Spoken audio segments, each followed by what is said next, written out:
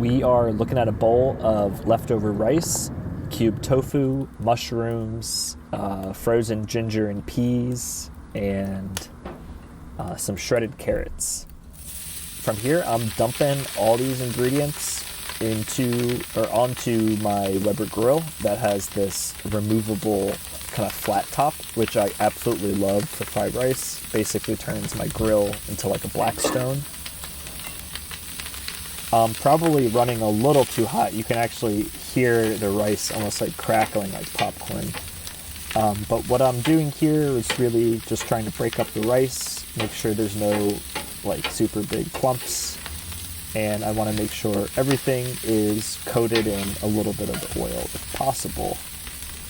After I feel like everything is fairly well coated, I'm gonna try to lay everything out on a nice even plane, and then kind of not touch it for a little while to help start to develop a little bit of color. Using one spatula, just a humble man's spatula, and unfortunately will not be creating an onion volcano or throwing any shrimp into people's mouths this time. But I do know people like to get the double spatula going for fried rice. But once everything's, again, pretty well broken up, let's flatten it out and close the grill and just kind of let the heat do its work, and then we'll come back to the fried rice in about, say 2 or 3 minutes after the grill cover gets closed.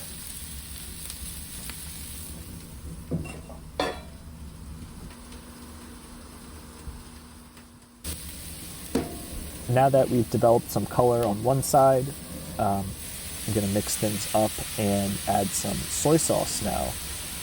Again, in the theme of this being kind of a lazy recipe, I'm just using regular soy sauce. I didn't prepare any special sauces.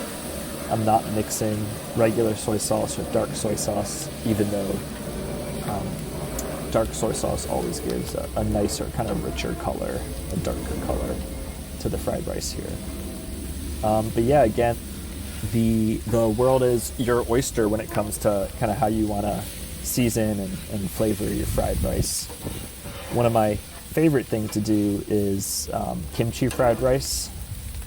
I also like to kind of mix like soy sauce, oyster sauce, and like some maple syrup and sesame oil. Kind of make a sauce from that. I find maple syrup pairs really well with soy sauce. But from here, just kind of giving it another toss. Little extra oil because it was looking a bit dry. I'm also using leftover basmati rice because I had leftover basmati rice from Indian takeout. I don't think it fries up as well, or because it's like longer, maybe it gets a little drier. But I do prefer using jasmine rice for fried rice. But I kind of used what I had on hand. And from here, I'm going to flatten it out one more time and kind of just let it sit for a while. Cover it up for maybe, again, like two minutes, maybe 3 minutes, kind of depending on how hot you're running.